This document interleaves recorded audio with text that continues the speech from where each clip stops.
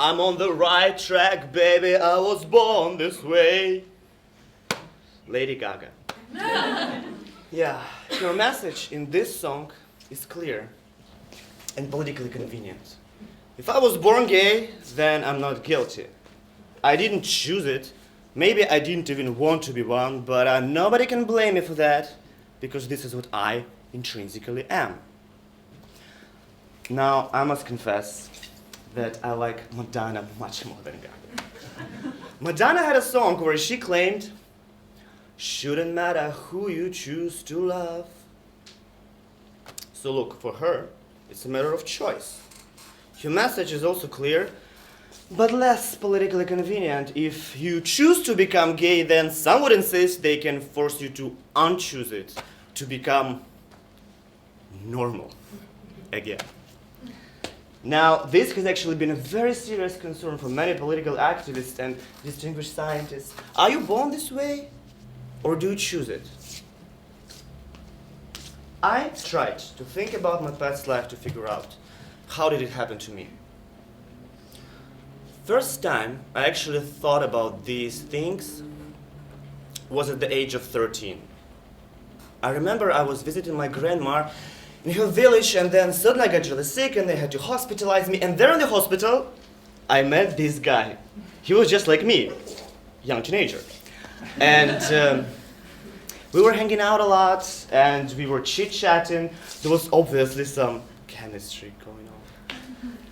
One evening, he suddenly told me that I'm a very strange boy. He asked me if everyone from Vladivostok was so strange. I didn't understand what he means by strange, but I decided to say something smart in response. "I am not strange," I told him. "I am gay." He looked at me for a while. He didn't say anything, and after several seconds of silence, we just continued chit-chatting. He apparently didn't know the word gay. But me? Oh, I knew what the word gay means, and I just said it out loud. For the first time in my life, I told someone that I was gay, but most importantly, for the first time in my life, I told it to myself. At that moment, many of the strange things in my life suddenly appeared to have a very easy explanation. For instance, that attachment that I had to my male friends. Well, some of them.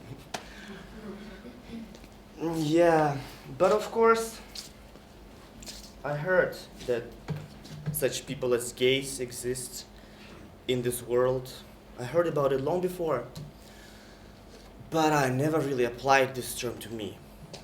I didn't do it because I heard about them in a completely different context. On public transportation, on TV, in the streets, at school. I heard about them. The most offensive words in the whole Russian language. Pidor, pedik, pidoras, pedrila, gomik. Faggot, faggot, faggot, faggot, faggot, faggot. The variation of these words is really rich, and if you want to offend someone, it can actually provoke a fight. So obviously, at that moment when I told this guy I was gay, I felt as if I just said something which changes completely everything. At that moment, all these multiple pieces of information in my mind, all these emotional experiences, and this attachment that I had to some of my male friends, everything appeared to be fitting into one big mosaic of 3 characters. G-A-Y. I got happy, I got scared, I got irritated, I got worried. I had all the variety of possible emotions at that moment. Yeah. But several days after, I just recovered and moved back home from hospital. And I do not know how, but very, very soon I forgot about that conversation. I forgot about it. I forgot that I told a guy that I was gay. I forgot about it because there was always this very low, brutal, foreign, threatening male voice inside of my head that kept repeating all the time, "Ты педик, ты пидорас, ты педрила, you're a faggot, you're a faggot, you are a faggot." Okay, this wouldn't affect me much now, but I was 13. For a guy of 13 years old to hear something which regularly implies threat to your physical health or even life, yeah, I remember that year I read a story about a group of Russian gay guys that were attacked in one of the cities by some drunk patriots. One of the guys had his throat cut. Second one was shot in the head. With these sort of thoughts, I am not surprised that my subconscious just suppressed that conversation as if it just never happened before. Yeah, I didn't try to erase it from my memory intentionally. It just like disappeared from my mental map. It's like most people on Earth, they never actually think what is the temperature on the surface of the planet of Jupiter. Well, you all know that Jupiter is there, I mean, somewhere, right? We all know that there is some kind of temperature on its surface, right? But did you ever ask yourself, what is this? Yeah, not really. Well, yeah, I guess that my own emotions became this kind of Jupiter for me for almost 2 years. I didn't want to think about these things again. I didn't want to hear that male voice in my head again. I don't know what would have happened next to me if I continued like this. Probably I would have tried to force myself to think that I need to be normal and even try to find a girlfriend. But I was fucking privileged. I had access to certain things that so many others did not. For instance, a couple of my friends came out 2 years later in high school, so I felt that I'm not so lonely.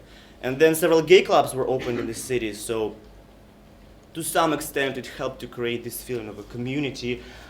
And then finally my family bought a computer, so I got access to information. Yeah, I think these were the most important steps in my life that enabled me to actually meet other people who might be going through the same. Okay, so back to Madonna and Lady Gaga debate. Yeah, after several years of thinking, I just stopped caring if I was born this way or did it happen in any other way.